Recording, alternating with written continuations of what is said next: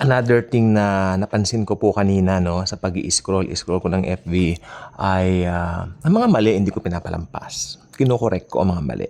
Okay? So, sabi,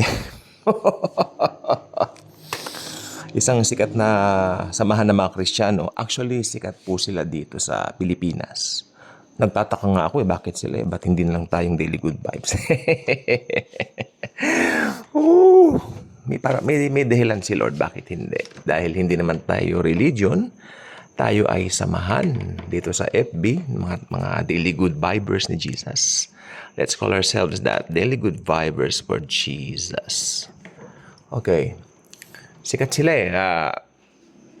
maano sila, malakas ang kapit nila even sa politika. So, ang sabi ng kanilang pinaka-leader, ang pinakapangunahin daw na kumbaga parang trabaho ng Kristiyano, mag-soul win. Okay. Parang obligasyon, parang trabaho, parang gano'n na hindi ko alam yung exact pero parang duty mo, yung duty duty. Alam mo, okay. Let me put it this way. You are a guard, right? Pag gwardya ka, ako I'm not a guard, pero ako po ay nagtrabaho sa isang sikat na mall. Sa pangalanan ko na Duty Free Philippines, Fiesta Mall, way back then. I was being hired there. Ako naman ay nag-try lang naman ako kasi sabi ko, kung mag-a-apply naman ako ng work, yung medyo sosyal ako. Tingnan ko nga kung matatanggap ako. Aba, isang interview lang sa akin. Alam ko talagang hindi ako tatanggapin. Pinabalik ako kinabukasan. I was hired. Pero hindi rin po ako nagtagal doon dahil ang hirap ng trabaho. Sabi sa akin ng mami ko that time, talaga ikaw tamad kang bata ka. Yeah. So okay, mabalik po tayo sa topic natin.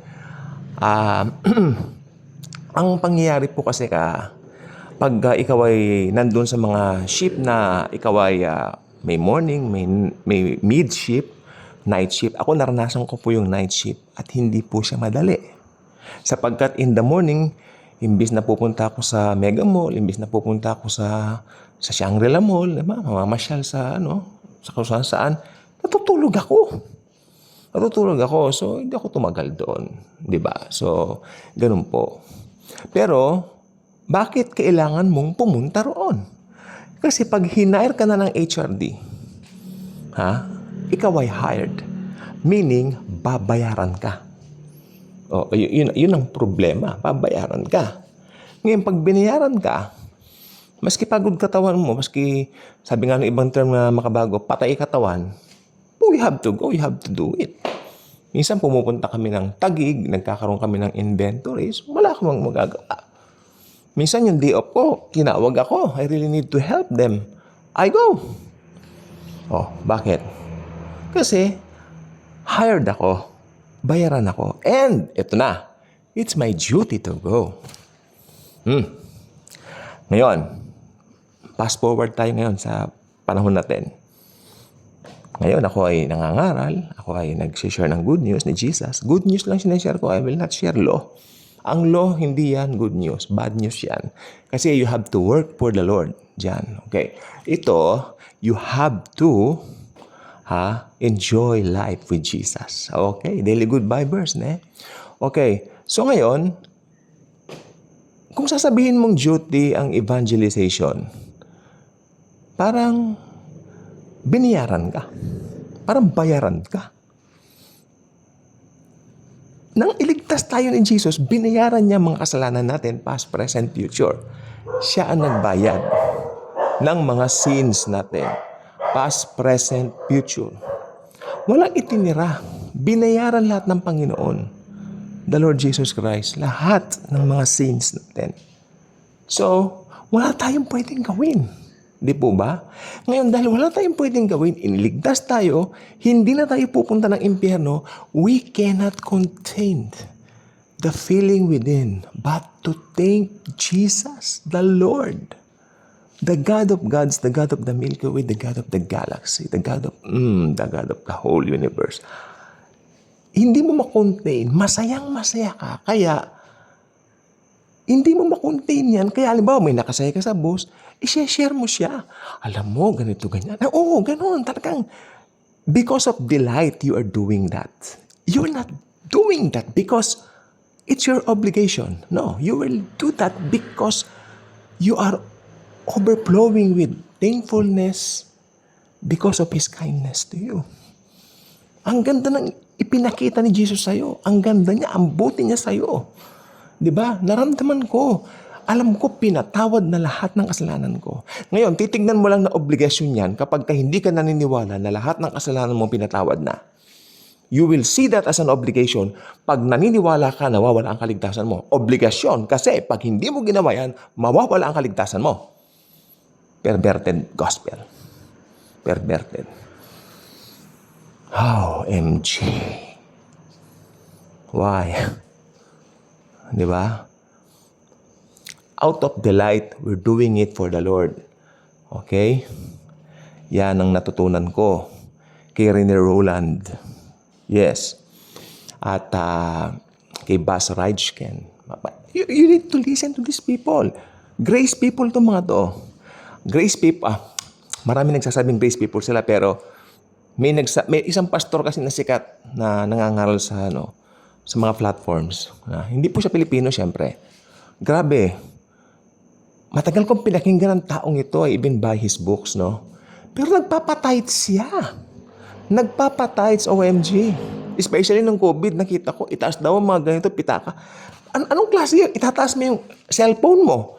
Why? Why in the world? What in the world? You are going to ask these people to leave their cellphones para daw ma-bless yung finances mo. Kasi magtatight sila. Ay, hindi na ako nanood noon. Sabi ko, cut it off. I will cut this out. I will never watch that. It's not grace. It's a mixture. Kaya si Rene Roland lang nakita ko. Saka si Bas Rajken. Yan, talaga mga pure grace yan. Although I love Tony Evans and I love David Jeremiah, I don't think they're pure grace people. I think yung sa salvation, yes.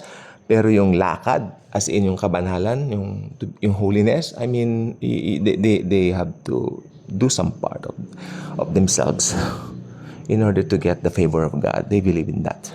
Okay, so hindi po duty o obligation ang mag-share ng good news.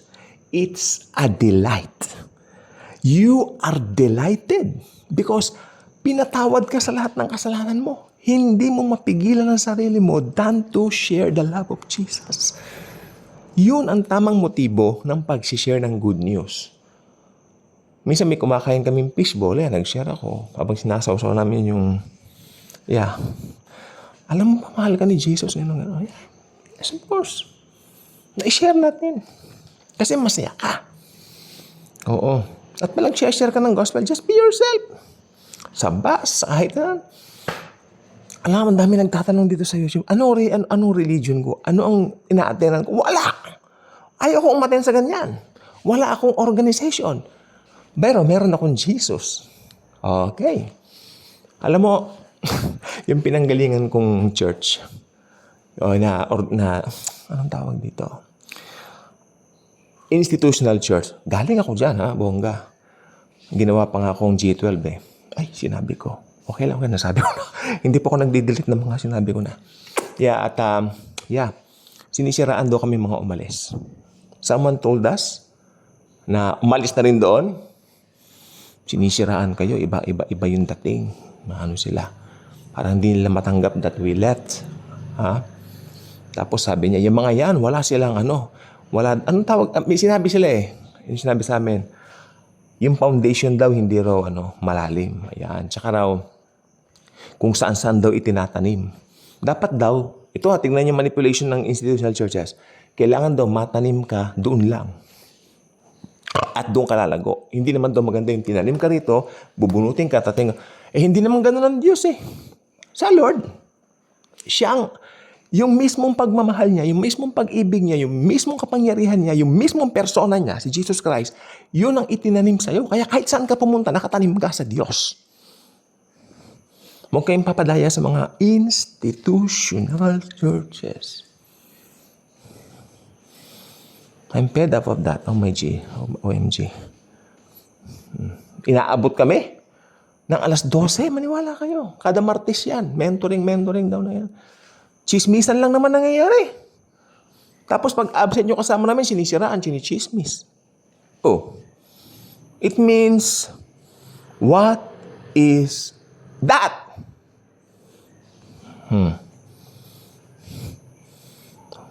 Ano yun?